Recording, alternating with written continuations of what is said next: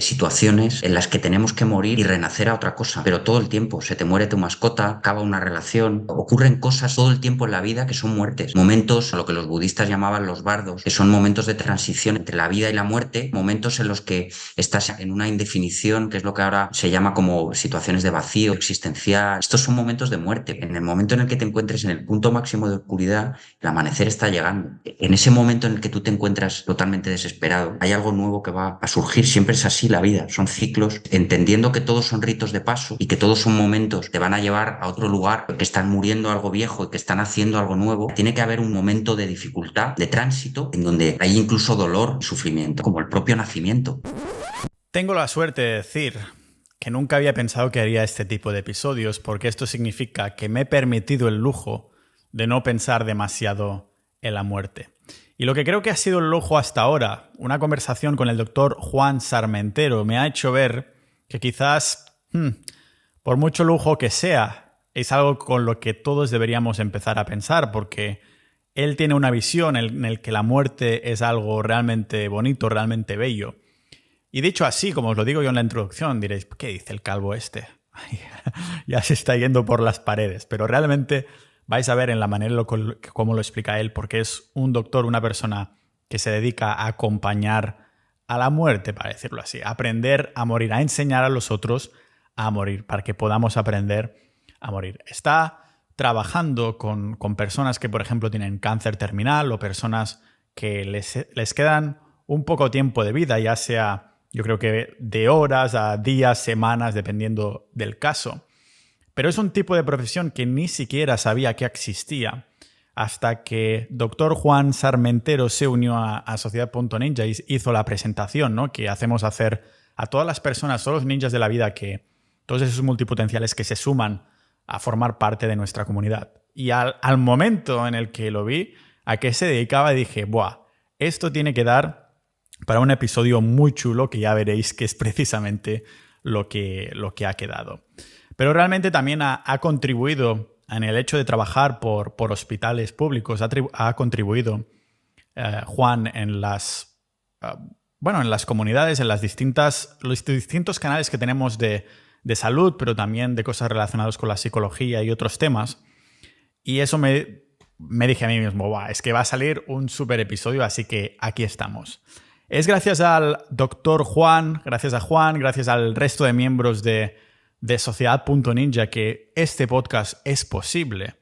Si estás buscando una comunidad 360 grados, porque dices, me gustaría unirme a personas que tienen una mentalidad similar a la mía, pero claro, a mí me gustan los negocios, el dinero, y si tienes que buscar una comunidad para cada cosa, pues de negocios, de dinero, de salud, de no sé qué, termina saliendo eso de un ojo de la cara. Pero Sociedad Ninja sirve como propósito ser de 360 grados para avanzarte a los cambios en la salud, en el dinero, en la mentalidad, en la actualidad, en la política, todo lo que viene.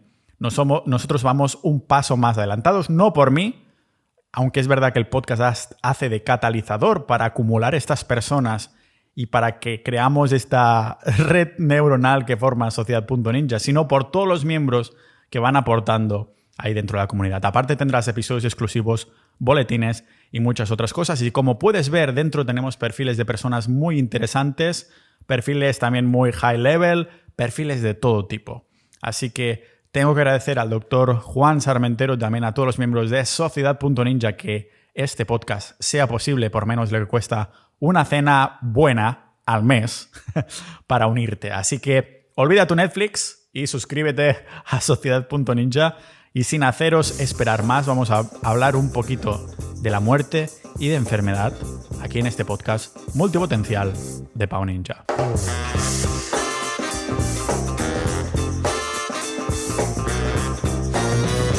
Yo soy el antimédico, o sea, yo en el hospital soy el abogado del diablo, porque la medicina de lo que habla es de promocionar la vida, de intentar ahí hacer todo lo que se pueda para salvaguardar la vida, y muchas veces con esa intención, que a veces el infierno está empedrado de buenas intenciones, pues podemos hacer también mucho daño, ¿no?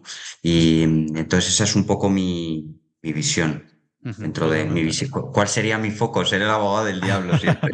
Ser el abogado del diablo, pero yo creo que esto da pie perfecto para que nos expliques a qué te dedicas, que yo creo que será el tema central de la conversación, que nos lleve donde nos quiera llevar, pero yo creo que hay unos cuantos puntos a tocar que me han parecido súper interesante cuando te presentaste en sociedad y todo. ¿Tú estás trabajando en un hospital público actualmente y a qué te dedicas? Bueno, yo de trabajo yo en realidad de formación soy oncólogo y, y dentro de la formación médica, que son un montón de años, pues yo enseguida que llegué a oncología, oncología que es cáncer y tratamiento del cáncer, quimioterapia y tal, enseguida me di cuenta que yo había algo ahí que no era, pero no por nada, porque luego hay mucha gente que dice, si es que se lo cuentas a la gente y dice, qué bien hiciste, porque es que la quimioterapia, qué horror, y no, es decir, yo creo que es una profesión muy bonita también, es un arte en muchos aspectos, pero yo mi manera de ser y de entender las cosas, pues no va por ahí. A mí me sorprendía que hubiese personas que a lo mejor estuviese 10 años de tratamiento para el cáncer, que a veces sorprende, pero hay personas que están largo tiempo con tratamientos oncológicos y me sorprendía que a lo mejor llegasen ya muy malitos y que estuviesen sorprendidos de que se estuvieran muriendo, ¿no?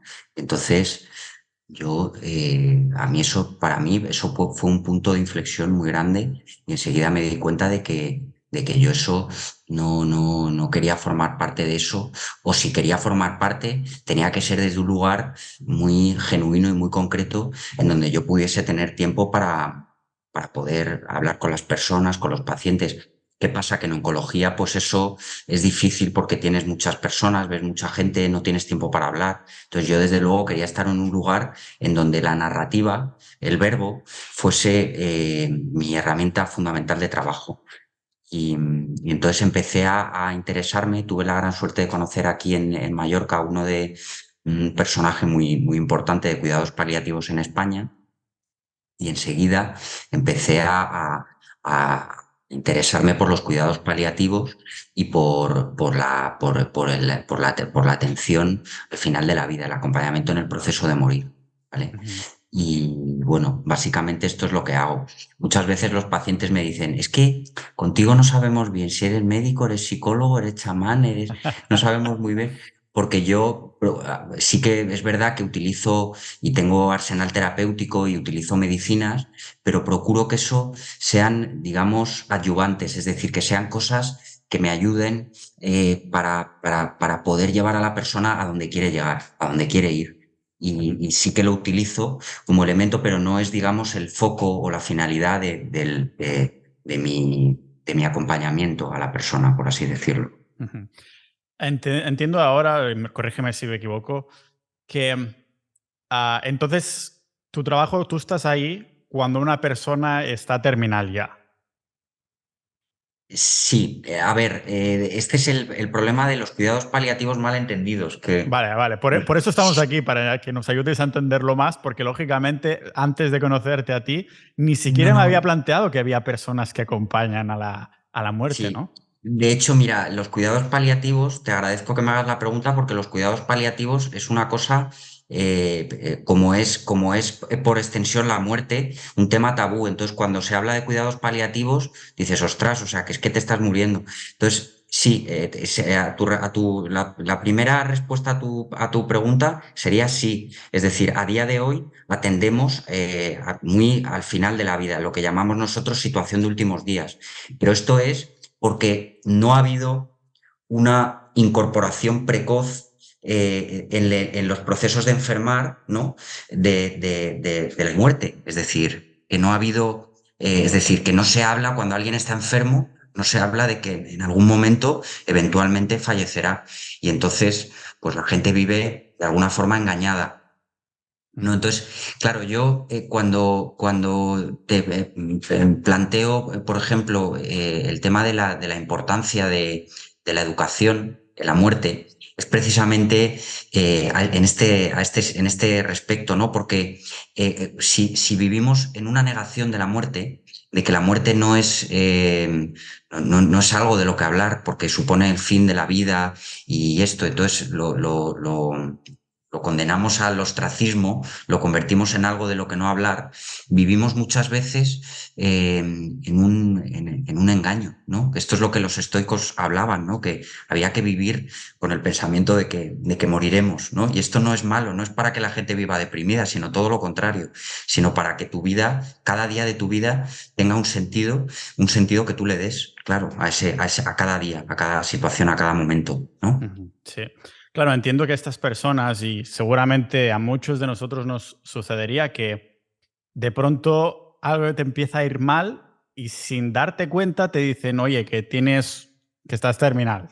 En un momento, un día te levantas y ese día te dan esta información y nunca te has preparado a pensar en esto porque estamos con el día a día de la sociedad moderna, ¿no? Que ahora me tengo que preocupar del alquiler, de no sé qué, de ir aquí, de esta actividad, de los amigos, de todas estas cosas. Y claro, de pronto se lo encuentran como shock. Antes de entrar en afrontar a la muerte como tal y cómo lo vives tú, cómo lo viven los pacientes, es más que nada, quería preguntarte por esta importancia de educar de esta manera a las personas. Es decir, ¿tú dirías que todos nos tendríamos que ir educando sobre la muerte poco a poco desde que somos críos y vamos llegando a una vida adulta para que si esto nos pasa, no, o incluso si no nos pasa, como una herramienta que pueda ser de utilidad? ¿O crees que debería, o cómo afrontas esta educación de los pacientes que le quedan menos tiempo de vida y que ya se sabe, ¿no? Es decir, es algo que tendría que ser, yo qué sé, una asignatura en el colegio. Tendría, aunque fuera una vez cada X semanas, no necesariamente al mismo nivel que matemáticas o algo así, pero la importancia más que nada de esta educación en el morir. A ver, yo creo que, claro, es decir, de hecho, es muy interesante porque un tema del que yo llevo tiempo investigando y reflexionando es qué ha pasado a lo largo de la historia con la idea de muerte en Occidente, ¿no? Hemos vivido un montón de etapas, ¿no? Sobre lo que es el morir, desde Platón, el Renacimiento. En cada momento se ha vivido la muerte de una forma. Ahora, ¿cómo se vive la muerte? La muerte se vive como algo de lo que tenemos que huir. Y esto es a lo que lleva el mal entendimiento del carpe diem, ¿no? El carpe diem mal entendido es aprovecha el momento, que es llénate de experiencias, viaja muchísimas cosas, consume, y entonces consume todo lo que puedas porque eso es aprovechar el momento. Aprovechar el momento, a mi modo de ver, es entender que tienes algo, que tienes que decidir algo que hacer con tu vida, tener un foco, hacer algo, desarrollar algo como individuo concreto, único y irrepetible, ¿no? Entonces, en ese sentido, claro, a la sociedad le conviene que esa idea del morir la tengamos como algo catastrófico de lo que nos tenemos que alejar. Ujú. De Claro. alguna forma me viene la metáfora también con los temas de los que tú hablas. Por ejemplo, con temas como la casquería o comer cosas de las que curiosamente se han condenado al olvido, como si no, como si fuesen cosas incluso que hablar de ellas produce desagrado, ¿no? Entonces, porque no conviene que a lo mejor como sociedad seamos libres, estemos bien nutridos, a lo mejor le conviene que estemos, es decir, quizás son ideas conspiranoicas, pero es que me viene, o sea, todo al final es hablar de lo mismo en realidad, ¿no? Las cosas importantes parece que no hay que hablar de ellas, parece que hay que estar consumiendo y que hay que estar hiperacelerado, consumiendo cosas, leyendo, haciendo mil cosas, viajando, haciendo ahora cada vez todo más información, para que al final el individuo quede relegado a una cosa enclenque y sin criterio propio, ¿no? Algo Mm. así. Entonces yo Sí. sí que creo que a ver, por un lado creo que y en la educación, por supuesto, es decir, la educación es ingeniería social, es decir, por mucho que no, es ingeniería social y en la educación, ¿qué pasa? Pues que los niños están ahí, se le da conocimiento fútil, conocimiento que no sirve para nada, en vez de hablarle, pues no sé, por ejemplo, yo qué sé, de la libertad financiera o decir, de cosas que les van a ser útiles de verdad en su vida, o desarrolla algo en lo que tú seas bueno, desarrolla tus fortalezas. No, eso no conviene, conviene que seamos un ejército de esclavos, ¿no? Ujú. Y Sí, que cada vez realmente tengamos... sí, lo veo así porque, claro, a la sociedad le interesa que nuestro tiempo esté destinado a hacer más fuerte la sociedad, no a los individuos como tal, que supongo que el tema de la educación en la muerte y a prepararte para algo así te haría a ti más libre, lo que comentabas tú al principio, y me ha recordado mucho lo que estás diciendo, creo que son cosas muy interesantes porque hace mucho tiempo, a lo mejor 100 o 200 episodios atrás, hice un episodio sobre el libro de Viktor Franklin de, bueno, más que nada, estar El hombre en busca de sentido, ¿no? correctamente. Estaba ahí en los campos de concentración nazi y este psiquiatra, me parece que era, se dio cuenta de que las personas en el momento en el que no tienen un propósito, no tienen ese foco que estabas comentando tú, en 48 horas ya estaban muertos. Era como una... Yo he tenido también experiencias de familiares y de cosas así, que en el momento que hay como una... me rindo aquí mismo, en pocas horas ya termina todo, ¿no? Y esto que comentas tú, este foco, estoy totalmente de acuerdo porque se ha visto esta última década, yo creo que en menos de una década, si hablamos de conspiraciones o cosas así, yo creo que las mentes que mueven el mundo, no por una dirección que nos quiera al bien individual, sino como un bien, entre comillas, global y para enriquecer estas mentes, se han dado cuenta que es la atención el recurso más escaso del ser humano. Ni el petróleo, ni el oro, ni el Bitcoin. Lo más escaso que hay es la atención, porque todos tenemos 24 horas al día, unas cuantas van destinadas a dormir, y nos han succionado ya toda esta atención, ¿no? De modo que no tenemos tiempo para nuestro foco, para nuestro propósito y todas estas cosas. Entonces, por eso quería hablar contigo también, porque el tema de la educación a la muerte como herramienta, ya no para morir en tus últimos días, sino para ir por la vida y ir en bueno, por estos caminos, ¿no? Tú, de algún modo, enseñas sobre, o más bien dicho, acompañas a estas personas, pero entiendo que esta educación sobre la muerte es algo que tú es en tu día a día, lo vives, sabes lo que es y te has enseñado de alguna manera, has terminado aprendiendo cosas de este mundo, ¿no? La educación a la muerte. Entonces te quería preguntar, yendo por aquí, no sé ni exactamente cómo plantear la pregunta ni si es una pregunta en sí, ¿no? Quiero que me hables de la educación en la muerte que tú has recibido, es decir, ¿cuándo la empezaste a recibir? ¿Cómo te ha afectado en tu día a día? Sí, mira, yo siendo muy pequeño tuve la gran suerte de ver fallecer a mi bisabuela, con la que tenía un gran vínculo porque falleció muy mayor, con casi 100 años, y tuve la gran suerte de verla morir. Estuve presenciando sus últimos momentos y después cuando ya se quedó pues, el cuerpo frío, ¿no? Y se fue, ¿no?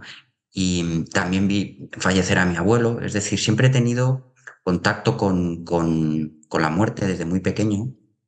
Claro, yo en ese momento no sabía en lo que me convertiría después, ni mucho menos, ¿no? Pero sí que me empecé a dar cuenta de que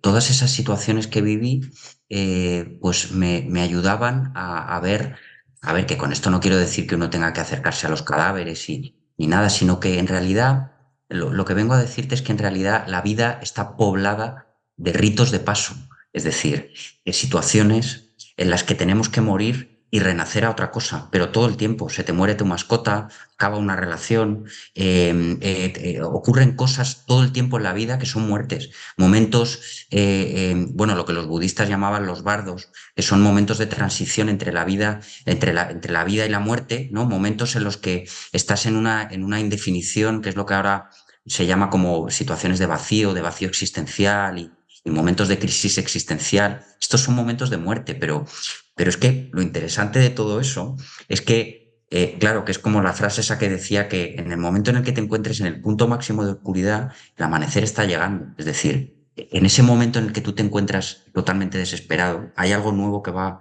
a surgir. Siempre es así la vida. Son ciclos en donde estamos todo el tiempo naciendo y este es el secreto que los psicólogos no cuentan, porque a los psicólogos también les conviene cronificar y claro, todos tenemos que vivir de algo, ¿no? Y los psicólogos hablan, en realidad, es entendiendo que todos son ritos de paso y que todos son momentos que te van a llevar a otro lugar, que están muriendo algo viejo y que están haciendo algo nuevo, ¿no? Y que para que nazca, es la metáfora esa de la serpiente, ¿no? Que se está descamando y que tiene que pasar entre la juntura de dos rocas para desprenderse de la piel vieja, ¿no?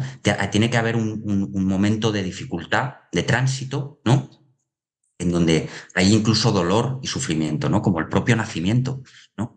Son todos esos espacios arquetípicos en donde que todos tenemos, ¿no? Que todos tenemos dentro y que porque somos seres humanos y venimos de un nacimiento en donde para nacer hemos tenido que sufrir el dolor, ¿no? De venir de un útero en donde nos encontrábamos seguros, pero al mismo tiempo nos asfixiaba y ya no podíamos más y estábamos a punto de salir a otro lugar diferente, ¿no? Con el miedo ese a llegar a ese otro lugar y estamos todo el tiempo en eso, ¿no? Todo el tiempo en el miedo de perder lo conocido y llegar a algo nuevo y desconocido, a un abismo de incertidumbre, ¿no? Sí, Esa sí, es un poco totalmente. Pero todo el tiempo en la vida es eso. Si se entendiese eso, no harían falta psicólogos, no harían falta nada de reflexiones filosóficas. Quizá de lo que podríamos únicamente debatir es muchas veces sobre la muerte, ¿no? Entonces, ¿qué ocurre?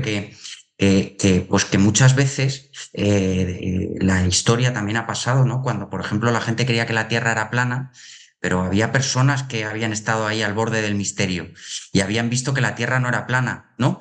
Entonces a eso se le llamaban locos, pero en realidad esos eran los que tenían la verdad. Es ese muerte, ese nacimiento, algo nuevo, de aproximarte a lugares desconocidos. Yo, por ejemplo, en ti veo mucho eso, veo que te vas siempre y siempre que oigo tu podcast me es estimulante porque abres como a lugares y en eso me identifico mucho contigo en ese sentido porque abres a lugares inexplorados, ¿no? Y muchas veces las personas que estamos en ese tipo de lugares o que somos sherpas de ese viaje, muchas veces nos sentimos muchas veces solos porque pero esa soledad es una soledad interesante porque es una soledad en realidad de que estás guiando por un territorio inexplorado y en donde, claro, al ser el que está llevando la antorcha por ese territorio inexplorado, estás solo, estás, digamos, iluminando la oscuridad, ¿no?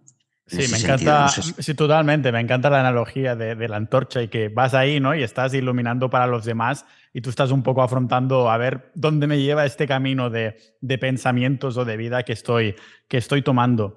Realmente el tema de la muerte, lo que ahora me doy cuenta de hablando contigo también, es que claro, es una cosa que yo personalmente y el 99% de las personas que escuchan el podcast es que lo asociamos como algo triste.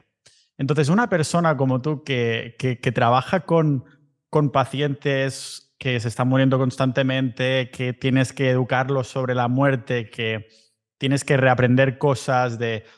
Yo me imagino como mucha lágrima por ahí, me imagino mucha, no sé, mucho pensamiento, mucho de las cosas que importan de la vida de verdad salen a relucir y al asociar la muerte con algo triste, realmente yo te pregunto y muchas personas se preguntarán porque diríamos, yo no podría. O sea, claro, al ser algo triste, ¿lo sigues viendo como algo triste o estás afrontándolo como algo que no es triste? Y si lo ves como algo que da pena y que mucha lágrima, tal Pascual, ¿cómo puedes manejar algo así?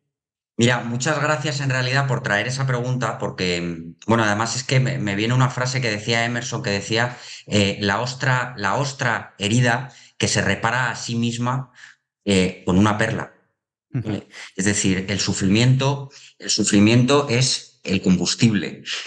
El miedo es el combustible. Es decir, claro que hay tristeza, claro que hay momentos de dificultad, como la vida misma. Es decir, claro que va a haber tristeza, pero insisto, es que no hay que evitar estar tristes. Es que no pasa nada por estar tristes. No pasa absolutamente nada, ¿vale? Claro, nuestra sociedad y yo creo que no considera la catástrofe, los momentos catastróficos de la vida, ¿no? Dicho así un poco fuerte, ¿no? Como un rito de paso, como un tránsito. Entonces, Ujú. normalmente, por eso las experiencias aterradoras suelen estar controladas y reprimidas de alguna forma. Sí, es como nos queremos proteger a nosotros mismos de esto, ¿no? Porque aunque no pase nada por estar tristes o por sufrir, porque nos hará más fuertes, es un proceso que nadie disfruta de entrada, al menos sí que hay personas, pues agua fría, todas estas cosas, ¿no? Para un ejercicio para hacerte más fuerte voluntariamente, pero hay momentos que dices, es que aunque sea voluntariamente o involuntariamente, no quiero pasar por esto. Entonces entiendo que, claro, es como una manera nosotros de protegernos. ¿Cómo se protegen los pacientes? Es decir, ¿ves como un denominador común cuando los tienes que informar o cuando los tienes que acompañar en los últimos días de vida? Sí, a ver, normalmente, como yo entiendo la muerte, es que no es algo individual. La muerte es algo que se produce en el seno de una familia, en el seno de un sistema, ¿no? De un Ujú. sistema primario, en donde suelen aparecer, normalmente cuando alguien está muriendo, suele aparecer la verdad de lo que hay ahí, de la familia, del sufrimiento que ha habido en la familia. Entonces son momentos de mucha intensidad emocional, pero que entendiendo bien uno dónde está y explorando bien qué miedos pueden estar apareciendo, pues de ahí puede surgir algo realmente muy bello. Incluso a mí me gusta mucho el término que utiliza Nassim Nicolás Taleb, que es un pensador, bueno, un pensador de cierta importancia en el siglo XX y XXI, que él habla de de la antifragilidad. Él dice que en realidad los acontecimientos adversos bien empleados nos hacen más fuertes. Y de hecho, pues hay múltiples ejemplos, ¿no? Momentos de crisis, yo qué sé, de crisis económicas, por ejemplo, en donde ha habido personas que esa crisis la han utilizado como artes marciales para crecer más, hacerse todavía más fuertes, ¿no? Entonces, yo creo que con el debido, utilizando bien la inteligencia, utilizando bien todos los elementos que están a día de hoy a disposición prácticamente de cualquier persona, pues podemos convertir cualquier acontecimiento adverso en una oportunidad para algo más grande que eso, ¿no? Podemos convertir eso que te ha pasado en algo muchísimo más bello, en algo que dar a la humanidad, ¿no? Como las ostras, nuevamente, ¿no? O sea, tú tienes un sufrimiento enorme, pero acabas dando a la humanidad de eso una perla. Es decir, la única forma es como la alquimia, ¿no? El proceso alquímico es convertir el latón en algo de una fuerza extraordinaria para la humanidad, ¿no? Pues eso es lo que ocurre con todo, pero no solo con la muerte. Por eso, claro, para mí, digamos, mi profesión tiene una belleza tremenda, porque es la manera más directa que tengo de extraer todos los principios de los que se habla en 400.000 libros. No necesitas leerte 400.000 libros. Necesitas que además ahora he recibido la newsletter sobre no leer. Es decir, no hace falta 400.000 libros, hace falta la experiencia directa de la vida. Ujú, total. Con la experiencia Sí. directa de la vida lo tienes todo. Ujú. Sí, bueno, la newsletter y ese episodio en concreto del podcast hago referencia, si quieres aprender, hay métodos muy eficientes, pero todos somos muy fan de lo que supone la lectura como entorno, ¿no? En plan, estar ahí con tu libro, con tu té, todas estas cosas no quiere decir que no aprendas y como forma de entretenimiento lo veo muchísimo más elevado que cualquier otra forma de entretenimiento, porque estás con muchos sentidos, estás aprendiendo, estás tal, ¿no? Solo estaba diciendo, sí, eso, que claro que los títulos siempre van ahí un poco a la chicha para que la gente a ver si va a indagar más en el tema, como estamos haciendo ahora con este episodio, que ya me inventaré algún título que no sea mentira, tampoco sea simplemente algo demasiado plano, sino que diga, ostras, quiero aprender sobre el acompañamiento a la muerte precisamente por esto. Entiendo, acabas de comentar, me ha llamado mucho la atención el tema de que, claro, sale a relucir todo lo que hay con las familias, los miedos de las personas, de las propias familias, pero entiendo que también hay situaciones en que una persona que va a morir a lo mejor está sola, no tiene familia, ¿no?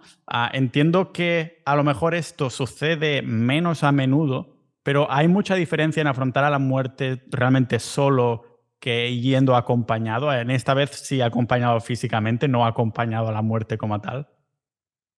Sí, mira, gracias por traer esa pregunta porque en realidad es muy importante y a veces, o sea, normalmente la gente que está sola, eh, no he tenido experiencias a ver, es muy difícil que alguien esté solo, ¿vale? Y de hecho, Muchas veces hay personas que me dicen, es que me siento solo, a veces es en el seno de una familia.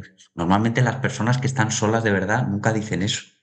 Normalmente nos sentimos solos en el seno muchas veces de una familia en donde nos sentimos incomprendidos, en donde no sentimos que somos, ¿no? Muchas veces la sensación de soledad viene en un contexto, en un contexto. Y yo ahí siempre hago la pregunta de, ¿estás 100% seguro de que estás solo? O sea, 100% seguro que estás solo de verdad, que no hay nadie a tu lado. Y ahí, claro, ahí no hay escapatoria. Es decir, ahí la gente te dice, no, no, bueno, verdad, no, no estoy solo. ¿No? Te sientes solo, te sientes solo. Y las personas que están solas, esto ya te digo, es muy difícil porque siempre hay personas, y esto es una de las cosas más bellas que ves, que las personas que están solas, o que no, en el sentido de que no tienen familia, o que no tienen, o que a lo mejor han tenido problemas en la vida muy gordos, o que sí que tienen familia, pero se han alejado de ella y no les hablan, o han tenido problemas sociales muy grandes. Estas personas, a estas personas suelen acompañarles las llamadas personas neutrales, es decir, esas personas de alguna forma, pues a lo mejor ni tú ni yo repararíamos en ellas, no lo sé, alguien, un vecino, o sea, la soledad es muy difícil realmente. La soledad es más una sensación o una elección. A veces elegimos estar solos, ¿no? Yo en muchas ocasiones elijo estar solo porque empiezo a encontrar un disfrute, un saboreo en estar solo, ¿no? Cada vez me ocurre más que me encuentro bien solo, ¿no? Y es una de las asignaturas pendientes de la humanidad, que creo que fue a Harari, no, a Harari, a un filósofo que le preguntaban si pudiera decir una sola lección a la humanidad para los tiempos que vienen, en los albores del tercer milenio. ¿Cuál sería Y le decía que aprendiesen a estar solos, que aprendamos a estar solos, porque aprendiendo a estar solos es que ya lo tienes, es decir, ya lo tienes todo, ya, ¿ese es tu mayor miedo? ¿Estar solo? Pues venga, ponte a ello, ponte a estar solo, ¿no? Enfréntate a ello y a ver qué sacas de eso, porque a lo mejor estando solo acabas dando a la humanidad algo muy valioso y te encuentras menos solo que nunca. Sí. La verdad es que a lo mejor incluso lo podemos ligar, Juan, con el tema de la atención y del foco que comentábamos antes, ¿no? Como se nos ha robado esta atención, este foco. Yo me acuerdo siendo pequeño de estar ahí en el sofá de casa en pleno verano, que no había cole, y decir, mamá, me aburro, ¿sabes? Un poco que estás ahí a solas con tus pensamientos, quieres moverte porque eres un crío, no tienes energía, pero ahora es imposible aburrirse. Es imposible estar a solas con tus pensamientos porque tienes el teléfono, tienes alguna cosa que hacer sí o sí. Incluso la gente caminando, yo creo que al menos de mi generación veo la mayoría con auriculares puestos.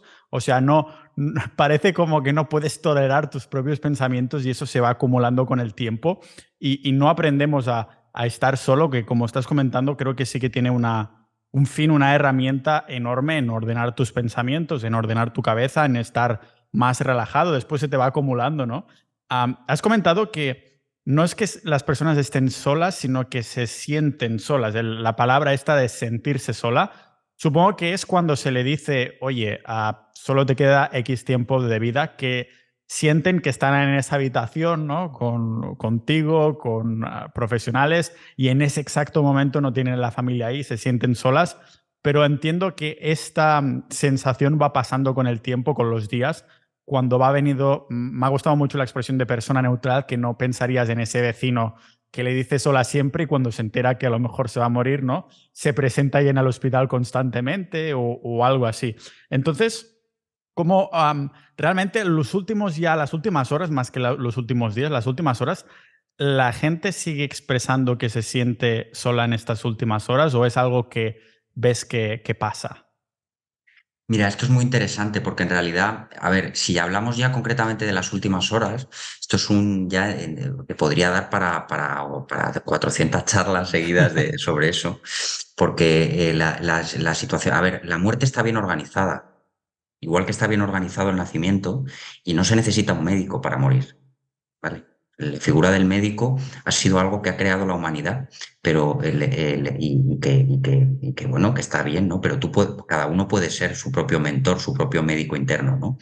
Para morirte está tan bien organizado nos vamos desconectando de la corteza cerebral, ¿vale? Y eso está demostrado, es decir, hay una desconexión de la corteza cerebral es lo que nos hace conscientes de que estamos vivos. Y cuando te desconectas de la corteza cerebral ocurre una cosa muy interesante, que además yo creo que uno de los médicos que más lo desarrolló fue Carl Jung. Entramos en un territorio que se llama el inconsciente colectivo.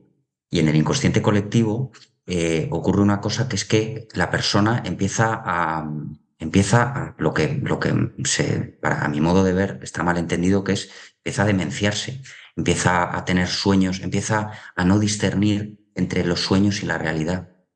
Y para mí es un momento de extrema belleza, porque empieza a ver a figuras que han podido fallecer ya, te da revelaciones de su vida de una belleza y de una profundidad tremenda para la familia, para el sistema familiar, ¿no? Pero en ese momento ya hay realmente muchas dudas de que esa persona ya esté consciente, está pasando a mí me gusta mucho poner la metáfora con el nacimiento y la muerte, está como pasando por el canal del parto, ¿vale? Está en un lugar en donde puede tener dolor, puede tener momentos de mucha agitación, de mucha incertidumbre, pero hay dudas de que ya realmente la persona esté en el mismo lugar en el que estamos nosotros. ¿Qué suele pasar ahí? Que la familia se asusta mucho. La familia, que además a mí me encanta, como te digo, poner la metáfora del nacimiento, porque cuando, por ejemplo, una mujer va a parir, pues en muchas ocasiones, y ahora cada vez está más de moda, que su pareja, sea quien sea, una mujer o un hombre, pues le acompañe en el momento del parto. Pero hay muchas veces que esa persona que acompaña está en estado de shock o incluso se marea, ¿no? Entonces a esa persona hay que pedirle, con todo el cariño y el respeto, que se salga de ahí, que ahí el importante no es él, el importante es la persona que está en proceso. Entonces con la muerte ocurre lo mismo, es decir, hay mucho drama. Muchas veces hay un drama que aparece ahí, hay que legitimar también y validar, porque es válido que cada cual experimente lo que esté experimentando, pero yo creo que es de una extrema belleza y de un extremo, son momentos de extrema solemnidad en donde la persona es la importante, ni el médico, ni el familiar que está llorando, ni nada. Y si estás desbordado, eres libre de desbordarte, pero no tienes por qué estar ahí haciendo una escena, digamos, desagradable para la persona que está en su proceso, en un proceso de extrema importancia vital, ¿no? Y creo que para tener una buena muerte, pues es importante que haya lo que yo llamo asepsia, es decir, que sepamos separar qué es nuestra sensación de sufrimiento de la sensación de sufrimiento que puede estar experimentando una persona, ¿no? Y que dejemos de convertir la muerte en algo que haya que medicalizar.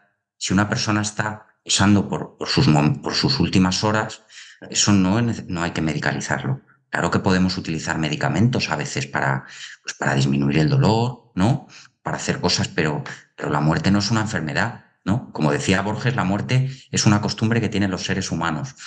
Y así es. Totalmente. Me ha gustado mucho la comparación que has hecho también con el nacimiento, porque, claro, si una persona está naciendo, entre comillas, está saliendo por el canal vaginal y de pronto se para el mundo en ese momento, ¿ha nacido o no ha nacido? Porque realmente aún no ha nacido, pero a la vez sí ha nacido. No está, es lo que consideramos nosotros como humanos, como lo que categorizamos. Y también me ha gustado mucho el tema de realmente estas vivencias que dices que una persona que está ya en sus últimas horas, quedaría, como tú dices, para 400 episodios más, pero hice un episodio no hace mucho, bueno, a lo mejor sí, pero sobre cómo la glándula pineal, el DMT, o sea, es esa molécula psicodélica que aún no se sabe que viene de la glándula pineal, pero no se sabe exactamente por qué. Son las personas que están o han tenido una experiencia cercana a la muerte o que ya son sus últimas horas de vida, que entonces el cerebro deja ir ese DMT, se empiezan a ver cosas psicodélicas, para decirlo así, y es lo mismo, es la misma partícula, la misma sustancia que Moisés vivió con el zarza, el arbusto ese ardiente que era rico en DMT, que entonces es cuando vio a Dios y tal, ¿no? Es absolutamente increíble, me parece, porque no sabemos cómo se ha ideado algo tan magnífico en el sentido de que, estás en tus últimas horas, te lo voy a poner tan bien que tu cerebro solo en ese momento Es el único momento de tu vida o de tu muerte que vas a experimentar estas sensaciones si no lo haces de forma artificial, ¿no? Entonces, claro, me ha gustado mucho estas últimas horas porque realmente lo vemos desde un punto de vista cuando alguien se está muriendo como muy nuestro, muy egocéntrico de, hostia, esta persona se está muriendo, pero yo me siento así de triste. Es como mi tristeza termina siendo más importante que lo que está pasando esa persona en ese momento. Entonces me parece que lo describes estupendamente, ¿no? Como algo que puede ser identificado incluso como bello. Entiendo que para las personas que lo están viviendo de verdad, o tú que tienes experiencia de ver lo que están pasando estas personas. Y has comentado que no lo podemos o no lo deberíamos medicalizar. Entiendo que algunas de las enfermedades que te llevan a la muerte pues son absolutamente dolorosas y es casi inevitable que la familia lo pide o lo que sea, ya sea morfina o este tipo de sustancias que apaciguan el dolor. ¿Estos medicamentos crees que interfieren de alguna manera en esta trayectoria natural desde la vida hasta la muerte? Sí, a ver, claro, es decir, ¿quién soy yo? Por mucho que sea médico y tal, ¿quién soy yo para muchas veces? Y esta es una pregunta que yo me hago muchas veces y que creo que nos las deberíamos hacer, ¿no? Es decir, ¿quién soy yo para interferir con un proceso vital de alguien tan sumamente importante en su vida? ¿Quién soy yo que no conozco a esta persona, ¿no? Claro que hay veces que la persona te lo pide, hay veces que el dolor pues es realmente produce mucho sufrimiento. No siempre, ¿eh? Y esto es algo que quiero aclarar. Es decir, dolor no es igual sufrimiento, ¿vale?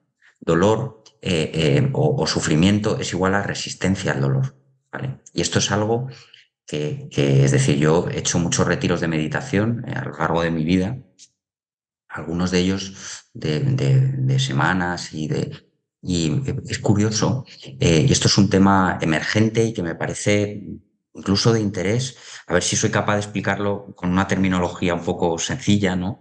Es que, es decir, por ejemplo, en un retiro prolongado, cuando uno está meditando, hay momentos a lo largo de los días que estás por muchas horas meditando, sentado en una misma postura, y aparecen experiencias de dolor de las articulaciones, de dolor postural.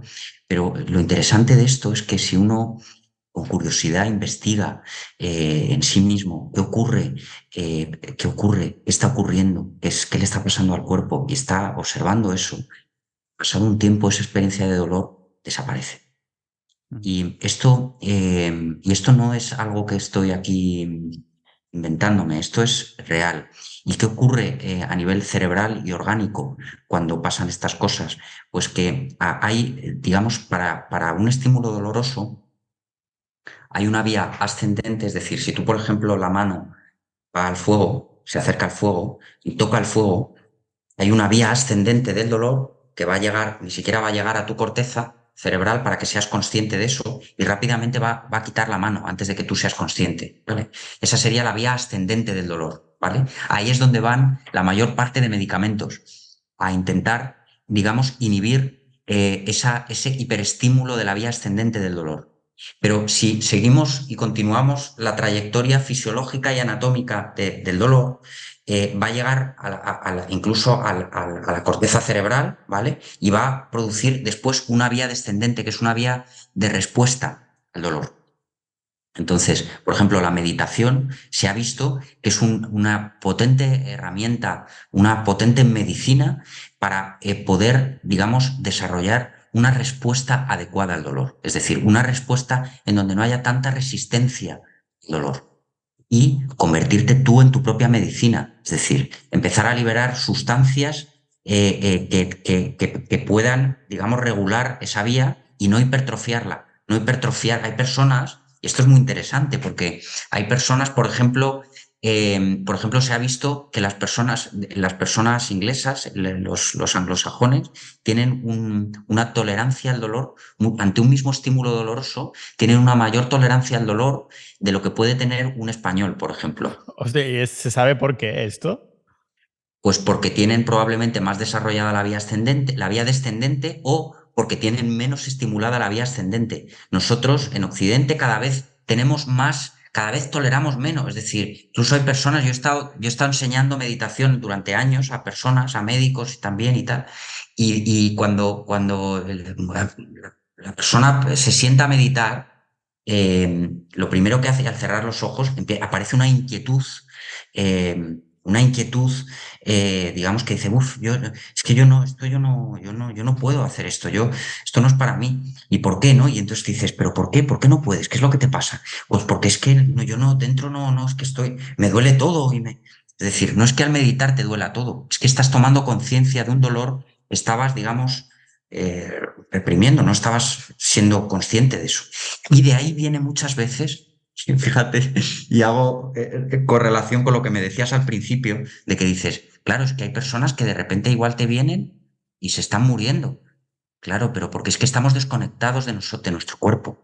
Y hay personas que están tan desconectadas de su cuerpo que pueden llegar a tener grandes dolores y a vivir distraído o haciendo otras cosas y no conectando con lo que le está pasando, ¿no? Ujú. Entonces, para mí es muy importante, digamos, la autoconciencia, no solamente como médico, bien para poder estar y dar una presencia tranquila y esto, sino porque creo que es esencial que tengamos un autoconocimiento del cuerpo.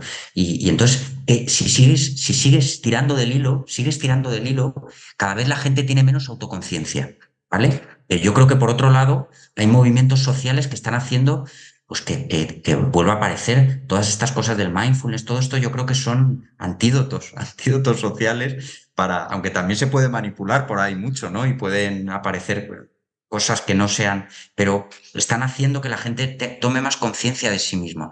Esto puede producir dos cosas al mismo tiempo.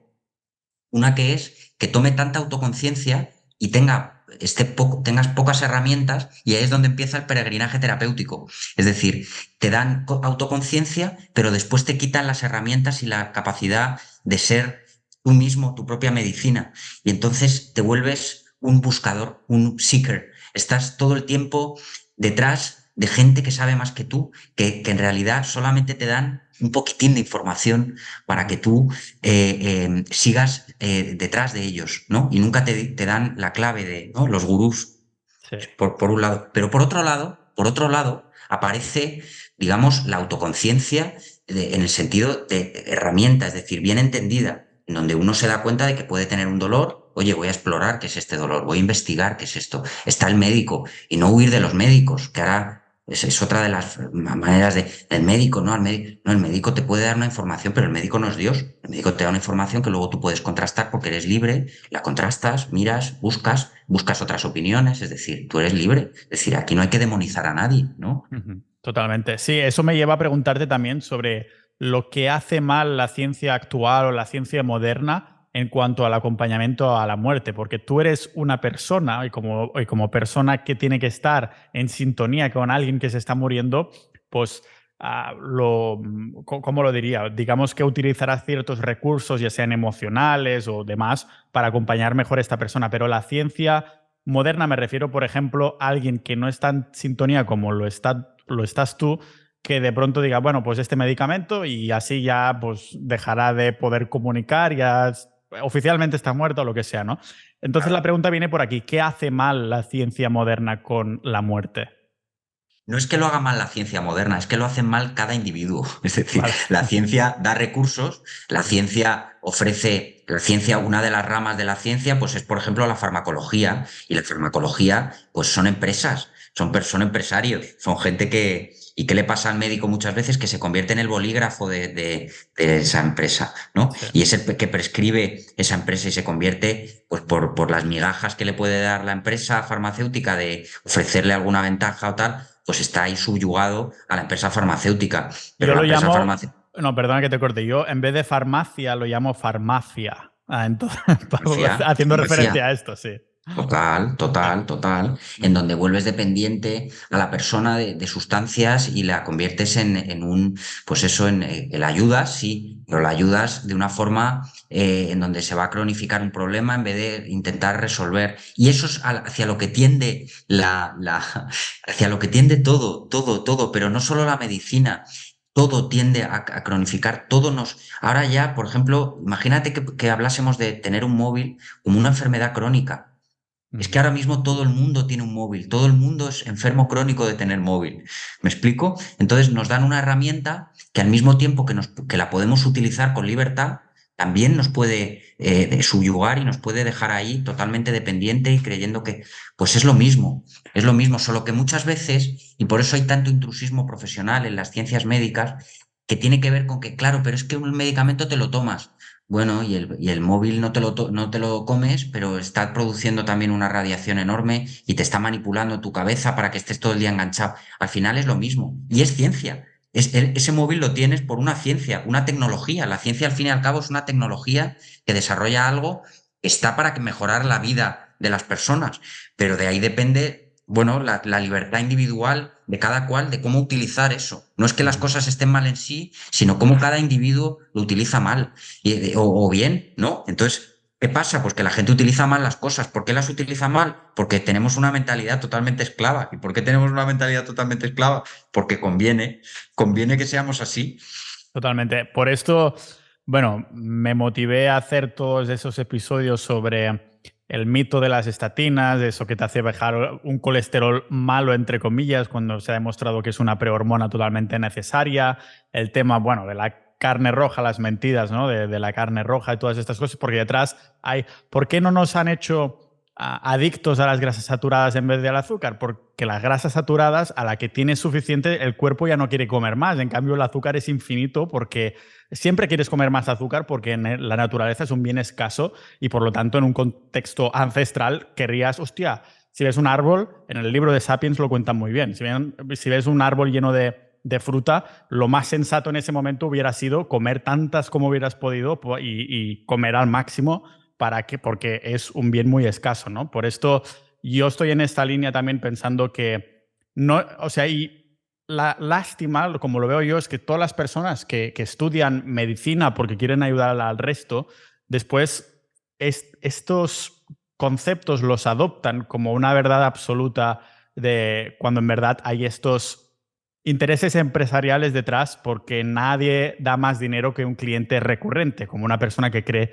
que se tiene que bajar el colesterol y comprará una pastilla durante décadas pensando que está haciendo lo correcto. Entonces, bueno, entiendo que, claro, en el acompañamiento a la muerte, las medicinas usadas vendrían a ser más que nada para bajar el dolor que está teniendo el paciente, depende del tipo de enfermedad que haya tenido, ¿verdad?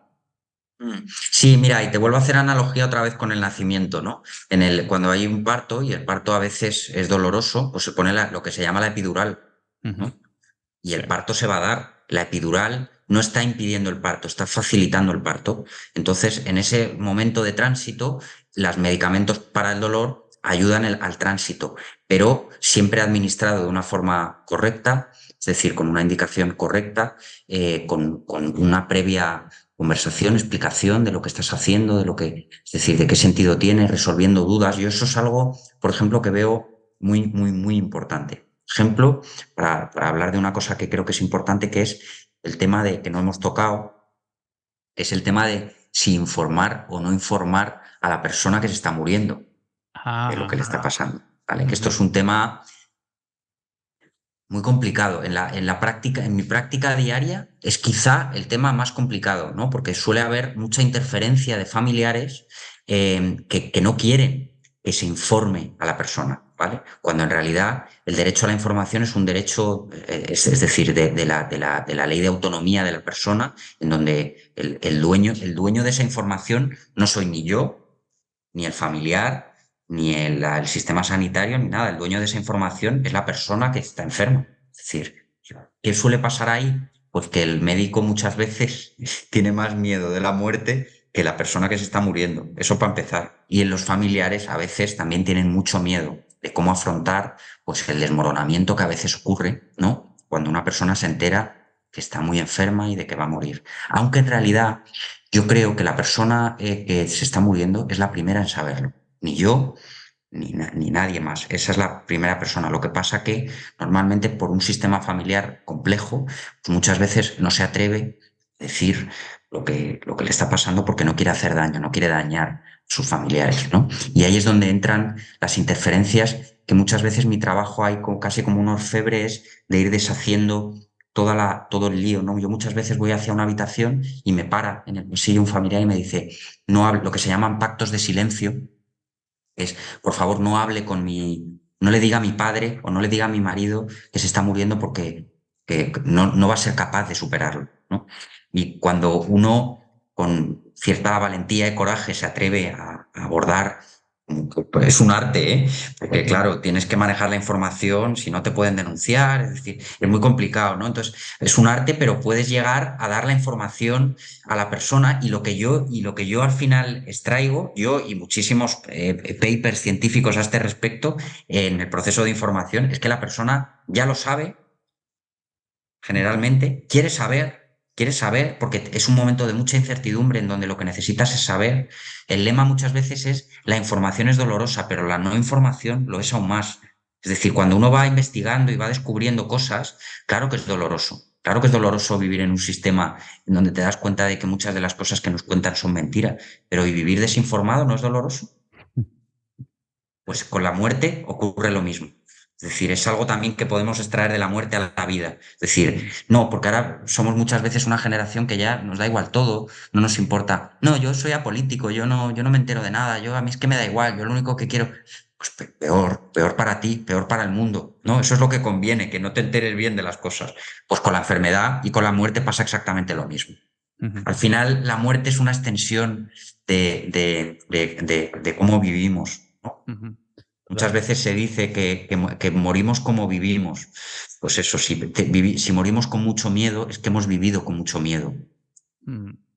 Claro, ¿cómo informas a alguien que se está muriendo? Acabas de comentar algo mega relevante y trascendente y es que la persona, ya sea a nivel consciente o subconsciente, ya lo sabe que se está muriendo, que algo está sucediendo, pero esa información se tiene que hacer, vamos a decirla, oficial, en el sentido que los familiares saben que lo sabe, todo eso.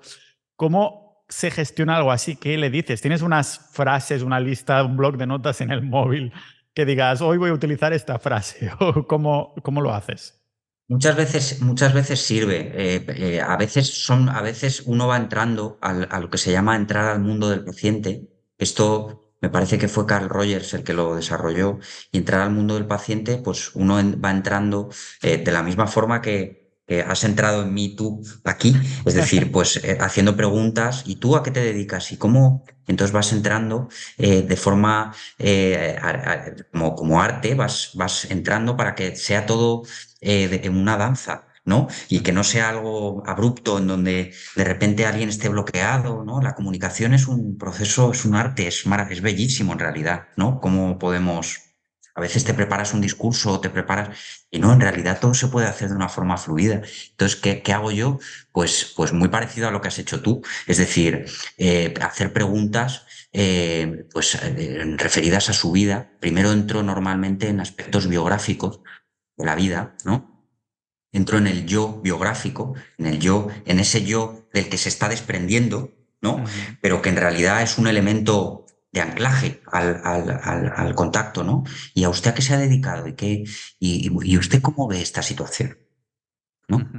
Y no, pero eso me lo tendrá que decir usted. No, usted dígame cómo está usted viviendo esto, ¿no? Entonces, con su narrativa, con la narrativa de él o de ella, yo veo qué está pasando ahí, ¿no? Pues yo, bueno, estoy mal, estoy mal. Ah, ve mal la situación. ¿Y por qué? ¿Por qué lo ve mal? ¿Qué es lo que le...?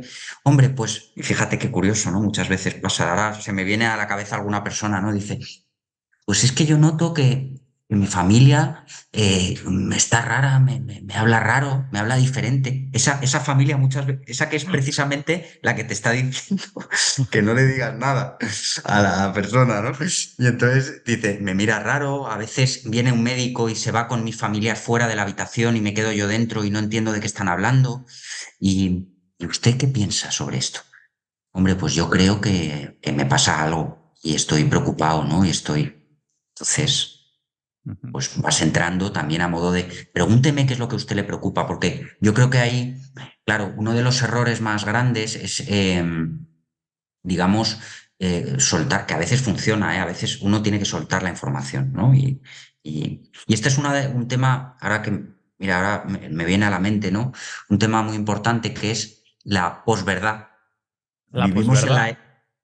La posverdad. Vivimos en la era de la posverdad. ¿Qué es la era de la posverdad? La era de la posverdad sería que ya no importa lo que dices, sino cómo lo dices. Mm. Que es como los medios de comunicación. No sé si has visto la película de Don't Look Up de Leonardo DiCaprio y No, pero es raro que no haya visto una película de Leonardo DiCaprio. A lo mejor sí, ¿de qué va? de Meryl Streep, pues que va a caer un meteorito y unos científicos se dan cuenta de que va a caer un meteorito y entonces a través de los cálculos se dan cuenta y dicen, "Ostras, va a impactar, tiene una inercia, va a impactar en la Tierra". Y entonces esto por H o por B llega a la Casa Blanca y se enteran en la Casa Blanca y entonces empieza todo un proceso casi del absurdo en donde dices, no, pero esto hay que decirlo después de las elecciones porque entonces dices, pero vamos a ver. A ver, ni decirlo después de las elecciones ni nada, se va a caer un meteorito. Es decir, la verdad es la verdad. Y cómo decirlo, cuándo decirlo, es donde entra la manipulación. Entonces, muchas veces es verdad que lo importante es decir las cosas, aunque duelan, ¿vale? Mm. Y después ya, confiando en que la persona a la que se lo estás diciendo es una persona autónoma, válida, no alguien débil, sino alguien fuerte. Y cuando tratas a alguien como fuerte, es fuerte. Si lo tratas como débil, es débil. Si estás manejando la información con excesivo cuidado, le estás diciendo a la persona indirectamente que es alguien débil. Entonces, uno de mis trabajos fundamentales es no vulnerabilizar en demasía a alguien, sino convertirlo en alguien fuerte, alguien capaz de gestionar su situación, ¿no? Devolverle esa fuerza, ¿no? Es decir, no, dígame usted, doctor, no, no, pues usted nada, es decir, dime tú, tutéame y yo no, es decir, yo te respondo lo que yo te pueda responder y vamos a ir viendo cómo entendemos esto, ¿no? Yo te puedo dar una visión de lo que yo veo, pero dígame usted cómo ve usted esto que le está pasando, porque a lo mejor, pues no, a lo mejor es una oportunidad para otra cosa, es decir, yo qué sé. Ujú. Cuando tienes que ser más directo o cuando dices lo suelto o algo así, o a lo mejor ellos te lo preguntan, pero ¿se utiliza mucho la palabra muerte, morir y tal? ¿O se carameliza un poco? A ver, la verdad tiene que ser dicha, pero yo soy de la visión de que depende. Esto es muy intuitivo, ¿sabes? Depende. Hay personas que justamente lo que necesitan es precisamente el veneno en dosis elevadas y otras veces hay que dosificar el veneno porque no porque quieras hacerle vulnerable, sino porque realmente estás percibiendo, estás intuyendo que la persona está en un momento en el que él se siente débil. Y Ujú. entonces, claro, todo eso es un verdadero arte, ¿no? Es un verdadero arte. Pero yo creo que el veneno, es decir, los lores ingleses, para no ser envenenados, se autoadministraban pequeñas dosis de veneno para que si les intentaban envenenar, ellos ya fuesen inmunes a la... Por eso es tan importante hablar de aquello catastrófico, de aquello que nos da miedo, porque de esa forma lo que estamos haciendo es hacernos inmunes, nos estamos vacunando, nos estamos autovacunando ante el sufrimiento, ante el dolor, ante decirnos todas esas cosas que tanto miedo nos da, decirnos y decirlas, ¿no? Ujú, totalmente. Esta intuición de la que estás mencionando, ¿ha sido en base al arte del trabajo que tienes y ir moldeándolo y aprendiendo cómo decir las cosas y desarrollando cierta intuición, o es algo que ya siempre habías tenido? Yo creo que es algo que siempre había tenido y que en cualquier caso, como te decía, porque no sé si te he terminado de explicar bien aquello de lo importante es lo que uno dice y no cómo lo dice, ¿vale? Ujú, Porque cuando uno dice lo que tiene que decir, aunque salga mal, aunque salga de una forma abrupta a veces, o esa es la forma en que uno aprende el cómo. ujú, Es decir, cómo decirlo lo aprendes diciendo el qué, lo que tienes que decir. Y el cómo lo vas autorregulando, pero lo vas perfeccionando, la tecnología la vas perfeccionando, pero diciendo lo que tienes que decir, no parándote a no decir y pensando mucho, intelectualizando demasiado lo que tienes que decir, sino diciéndolo. Y a veces, pues sale abrupto. Y la segunda vez, abrupto y sale mal. Y la tercera sale vomitada. Y la cuarta sale. Y después vas aprendiendo. Pero en cualquier caso, lo importante es la verdad, ¿no? La ujú. verdad, que la verdad sea dicha. Sí, cuando te dicen o decides que se le tiene que decir a esa persona, ¿se hace en el mismo espacio de tiempo corto? Es decir, ¿se hace en el mismo día o las mismas horas? ¿O es un proceso que dices, ostras, hoy le voy a decir esto, o sea, voy Mira, empezando a gestionarlo y ya terminaremos la semana que viene o algo así. muchas gracias por traer esto, porque es que esto es el tema. Es decir, a ver, yo aplico una regla que yo creo que sirve para millones de cosas, que es, si tú fueses el enfermo, Ujú, ¿qué querrías? Y yo eso me lo pregunto muchas veces antes de entrar en la habitación. Y digo, yo, la verdad, ujú, contundente, dura, la que duele, ya, cuanto antes, para yo autogestionarme la verdad como yo crea. Y si me tengo que dar un ostión, me doy el ostión. Es decir, me lo doy ya. Y ya después veo qué hago y cómo me rehabilito y cómo me autogestiono y qué opciones tengo. Pero la verdad, ya, dicha, ujú. ¿vale? Esa es lo que yo veo. Pero para mí, ¿no? Yo una regla que aplico es convertirme en el tipo de médico que me gustaría tener si estuviese enfermo. Ujú, total. ¿Vale? Ujú, Convertirme en esa persona digamos, que me está acompañando y que está entendiendo, que me está entendiendo, que me está escuchando, que está dando importancia a lo que estoy diciendo, que está, ¿no? Que le puedo preguntar aquellas cosas que tanto miedo me dan, ¿no? Y yo estoy ahí. Es decir, claro, para poder estar ahí, pues uno pues tiene que haber transitado también muchos momentos de oscuridad, de incertidumbre, haber investigado cosas, haber profundizado muchas cosas para poder acompañar de verdad y no decir cualquier cosa. Entonces, pero volviendo a la pregunta que tú que me hacías de si decir, dosificar la información o no, este es uno es decir, esto estaría interesante que hubiese aquí un psicólogo para hablar del, porque los psicólogos dosifican la información. El psicólogo muchas veces en la primera consulta ya sabe ya tiene un diagnóstico de lo que te pasa, pero te dice, esto es muy interesante lo que me estás contando, lo dejamos para el jueves de la semana que viene. Sí. Y dosifican la información, porque eso es vender, de eso sabes tú mucho más. Eso es vender, te doy un poquito, pero no, mira, yo soy una persona que en ese sentido doy, me entrego al 100%. Y si puedo en una sola vez resolverlo todo, mejor. Es decir, mejor, más. Y dices, ya, pero es que claro, ahí te vas a agotar. Bueno, sí, te agotas, pero es eficaz lo que estás haciendo. Y la autorrealización que sientes cuando lo que estás dando lo estás dando auténtico y genuino y de verdad a la persona y estás entregado a esa satisfacción no tiene comparación.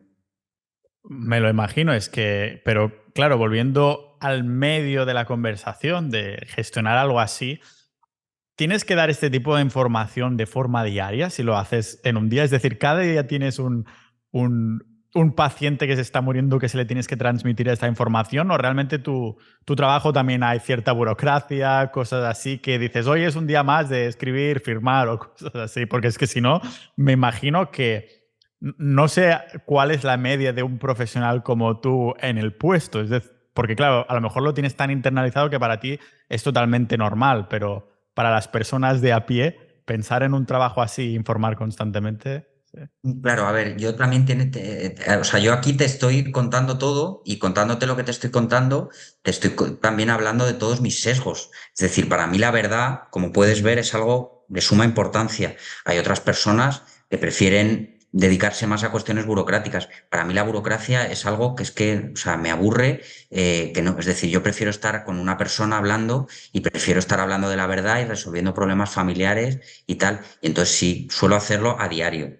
A Ujú. diario suelo enfrentarme a situaciones de este tipo, y algunos están, lo único que claro, pues veo personas que ya les informé hace 2 semanas, hace unos meses, es decir, no todos los pacientes que yo veo son pacientes que se están muriendo ya, ¿eh? Vale. Pacientes que vienen a mí porque tienen dolor, un dolor mal controlado, pero que no se están muriendo ya y necesitan ir ajustando cosas, medicación, ir haciendo cosas. Es decir, pero siempre procuro que cada situación, cada esto sea contundente y resolutivo. Y muchas veces ni les cito, les digo, mira, te doy mi email y cuando necesites algo, contactas conmigo, Ujú. ¿no? Sí que es verdad que últimamente he empezado a ver que tengo yo también de alguna forma que sentir, que yo también, claro, sí que te digo que siento una gran satisfacción por ayudar, pero luego en lo que refiere a aspectos monetarios, pues el médico, pues sí que yo considero. A ver, si no me comparase, pues a lo mejor diría, bueno, pues mi sueldo. Pero claro, dices, jo, es que hay personas que están ganando 50.000 veces más que yo y están haciendo a lo mejor un trabajo, bueno, pues menos, no sé, de menos relevancia o no lo sé, ¿no? Pero dices, joder, sí que me gustaría empezar a tener algo en donde yo también pueda recibir lo que yo, pues tiempo o dinero, ¿no? Para Ujú, poder tener libertad en otros aspectos, ¿no? En fin, no sé. ujú. ¿Puedes realmente compaginarte el trabajo? Porque estás en un hospital público en Mallorca. Ujú. Sí, en Manacor. ¿Podrías compaginarlo perfectamente en si quieres crear un side project, un negocio paralelo en algo relacionado? A lo mejor ya lo tienes ahí entramado o a lo mejor ya lo has lanzado. Lo tengo entramado, estoy en ello. Vale, Estoy en vale. ello. Nos irás informando en Sociedad Ninja. Para ir terminando, quería ponerte en una situación en la que, porque claro, entiendo que habrá pacientes que están en la cama y de ahí ya no se van a levantar, pero habrá otros que a lo mejor, dependiendo del tipo de cáncer, seguirán teniendo energía o, bueno, no sé, estoy especulando, ¿eh? Pero que podrán moverse libremente. Y hay muchísimas películas o libros de alguien que le dicen, estás terminal, y estas películas de Hollywood y tal, pues el personaje se va a un viaje increíble o algo por el estilo, pero entiendo por la cara que haces que la realidad no es ni mucho menos así, ¿no? Que el bucket list, la lista de cosas que hacer antes de morir, realmente cuando se informa a alguien de sopetón, alguien que no se lo espera, que a lo mejor es joven o mediana edad o que aún pensaba que tenía muchas décadas por vivir, ¿se hacen realmente estas locuras o siempre al 100% deciden familia, paz, aquí, el tiempo que me queda y ya está? Porque habías comentado precisamente que la mayoría de personas no están solas y entonces entiendo que querrán potenciar esto aún más o cómo se gestiona a nivel emocional. ¿O hay algún loco por ahí que dice, pues ahora me voy a dejar un montón de dinero en drogas y lo que sea? ¿O cómo va? Vuelvo a lo que te decía antes, ¿no? La importancia de que empecemos a educar a Ujú. las personas en que esto es un viaje, es decir, que la vida es un viaje heroico, ¿no? Es el viaje del héroe. Y entonces tenemos que empezar a autoconcebirnos como héroes.